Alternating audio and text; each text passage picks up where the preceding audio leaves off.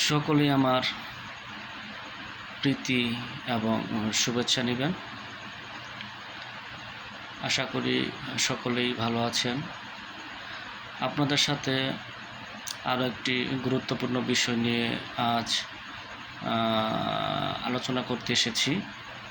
সেই গুরুত্বপূর্ণ বিষয়টি হলো আমাদের দেশের সাম্প্রতিক অর্থনৈতিক যে অবস্থা তা সামনের দিনগুলোতে আরও ভয়াবহ আকার ধারণ করবে।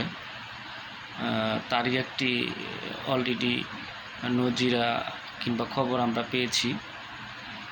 সেটা হলো মার্কিনী যে ক্রয়াদেশ, বিশেষ করে যে 37% শুল্ক আরোপ করেছে, সেই শুল্ক আরোপের প্রভাব অলরেডি আমাদের মতো এই ছোট্ট একটি দেশে পড়তে শুরু করেছে।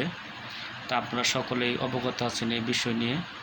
এবং সবচেয়ে দুঃখের বিষয় হলো আজকে সাভারের একটি কোম্পানির প্রায় 3 লক্ষ পিস প্রোডাক্ট 3 লক্ষ প্রোডাক্ট আপনার শিপমেন্ট হওয়ার কথা ছিল, কিন্তু সেই শিপমেন্টটি মার্কিন কোম্পানি যে ক্রয় করেছিল সেটি আজকে চিঠির মাধ্যমে জানিয়ে দিয়েছে যে তাদের এই ক্রয়াদেশ ক্রয়টুকু আর নিচ্ছে না।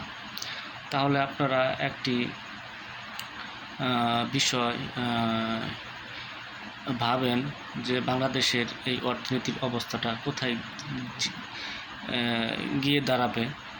যেহেতু একটি লেদার কোম্পানির লেদার ছিল, জুতা ছিল, সেটি নিচ্ছে না, তাহলে পোশাকের আমাদের যে প্রধান যে বাণিজ্যিক অর্থনৈতিক যে মূল ডিফিডেন্স আসে, মূল ডলারটা আসে, সেই পোশাকের উপরে অলরেডি আমাদের প্রভাব 9 তারিখ থেকে পড়া শুরু করবে।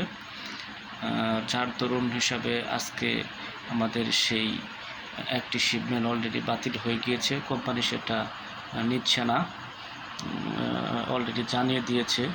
কিন্তু একটিবার চিন্তা করে দেখেন যে আমাদের এই ক্রয়াদেশটা বাতিল হওয়ার ফলে কী পরিমাণ ক্ষতি হয়েছে, তা আপনারা একবার ভেবে দেখবেন।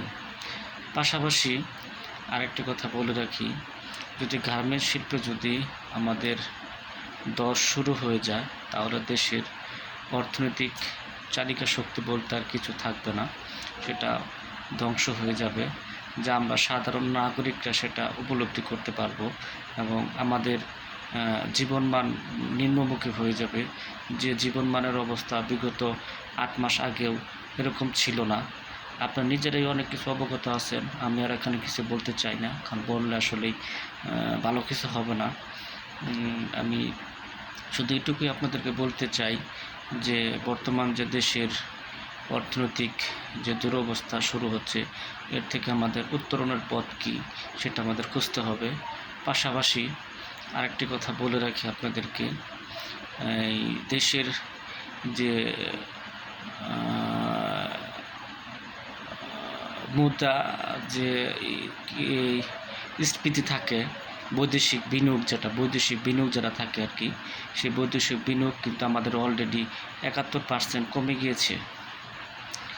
যদি 71% কমে গিয়ে থাকে এই মুহূর্তে, তাহলে সামনে ভবিষ্যৎ আমাদের কি আছে সেটা আপনারা একবার ভেবে দেখবেন। আমি সেটা বলতে চাচ্ছি না। সকলেই আমার পাশে থাকবেন এবং আমার চ্যানেলটিকে অবশ্যই সাবস্ক্রাইব করবেন। আপনাদের সাহায্য সহযোগিতা পেলে অবশ্যই আরও ভালো ভালো দু চারটি কথা নিয়ে আমি হাজির হব। সকলের সহযোগিতা কামনা করছি। সকলে ভালো থাকুন। আল্লাহ হাফেজ।